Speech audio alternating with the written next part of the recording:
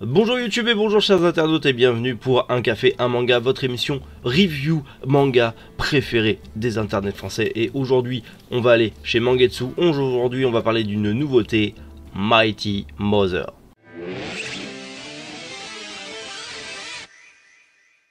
Manga de Karasuyama Eiji, c'est son premier d'ailleurs où il est scénariste et dessinateur, puisqu'avant il était dessinateur sur Le Son of Evil, dispo chez Kana, très bon manga d'ailleurs, très bon thriller, je vous encourage, on en reparlera un de ces quatre. Mais en tout cas là on va parler de Mighty Mother.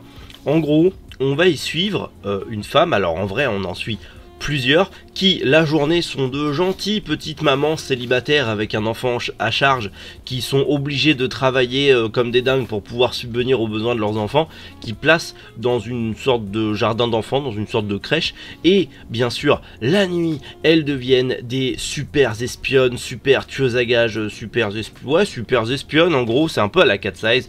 Le jour gentil, la nuit bah elle change de personnalité, enfin pas de personnalité mais d'identité, de travail, double emploi, maman travaille tard le soir, mais c'est pas pour ça. Donc en gros on en suit déjà celle-ci, qui du coup est caissière la journée et ninja tueuse à gages la nuit, mais il y en a d'autres et en fait en gros l'histoire est ultra cool, mais ce tome 1 est brouillon et rushé, beaucoup trop rushé. Ça va trop vite.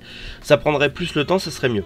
En gros, il y a une sorte il y avait deux clans qui régnaient sur la ville. Un qui était là pour la protéger et l'autre qui était là pour foutre le bordel. Le clan qui protégeait la ville a été dissous, détruit, et du coup il reste que celui qui fout le bordel, un peu en mode mafia, mais mafia méchant, trafic d'organes, trafic d'êtres humains, trafic de drogue, trafic d'armes, enfin trafic quoi. Et du coup ces jeunes femmes sont en gros, puisqu'il y en a plusieurs, en gros l'ancien clan gentil est toujours là mais il reste très peu de membres, c'est tout petit, il y a 4-5 personnes qui se battent en duel, et en gros c'est que des mères célibataires avec des enfants en charge qui du coup deviennent des espionnes la nuit, des agents secrets la nuit pour démanteler et détruire l'organisation malfaisante qui pourrit la ville depuis plusieurs années et qui font des trafics de jeunes femmes pour les organes ou pour la prostitution ou autre, et donc elles sont là pour les sauver. C'est très cool sur le papier, c'est très bon, c'est un très bon scénario, t'es plongé dans un truc où tu dis waouh super girl power et tout, ça a l'air trop bien, mais j'ai trouvé le tome trop brouillon, ça va trop vite, on te présente 10 000 personnages, t'as même pas le temps de t'attacher aux 3 personnages principaux, t'en apprends un petit peu sur leur passé, ça va trop vite, t'as pas le temps de t'attacher aux personnages, t'as pas le temps d'entrer dans leur truc,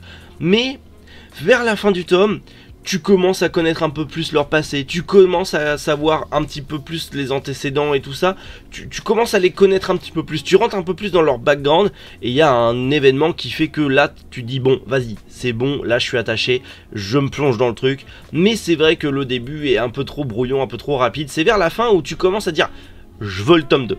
Je veux le tome 2, effectivement, il y a quelque chose qui se trame, il y a un truc qui s'installe, ça a l'air intéressant. Ce côté équipe de jeunes femmes, de mères célibataires qui deviennent des espionnes et qui luttent contre un clan ennemi, un clan mafieux ennemi qui fout la merde, ça a l'air cool. Ça a l'air cool. Les dessins sont propres, les gunfights sont incroyables, enfin les gunfights, même les fights, les combats sont incroyables. Vraiment c'est cool. J'aime bien ce petit côté cat size derrière en mode waouh, j'aime bien. Voilà, c'est le petit clin d'œil qui fait plaisir. Pour public averti parce qu'il y a de la nudité, il y a des décapitations, éviscérations et tout ça, donc vraiment public averti effectivement, mais c'est cool de toute façon, ouais c'est dans la collection Seinen de Mangetsu, mais je veux voir la suite.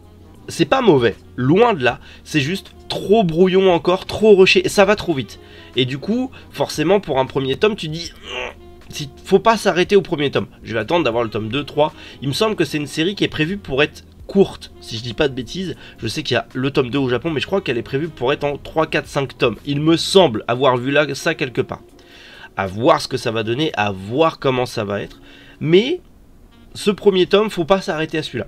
Je vais attendre le tome 2, 3 pour vraiment me faire une idée.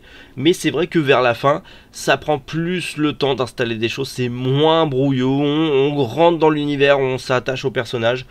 Donc je pense que ça peut être une très bonne lecture. Ça va pas être le manga du siècle, mais ça peut être une très bonne lecture. Maintenant, il faut juste attendre la suite pour vraiment se faire une opinion définitive.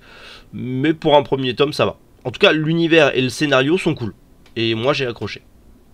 Voilà pour ma petite review, mon avis sur le premier tome de Mighty Mother. En tout cas, j'espère encore une fois que ces petites vidéos bonus vous ont plu. Dans tous les cas, nous, on se retrouve demain pour plein de nouvelles vidéos. Comme d'habitude, d'ici là, prenez soin de vous, passez une excellente journée. C'était Méric, Boujou, les internautes.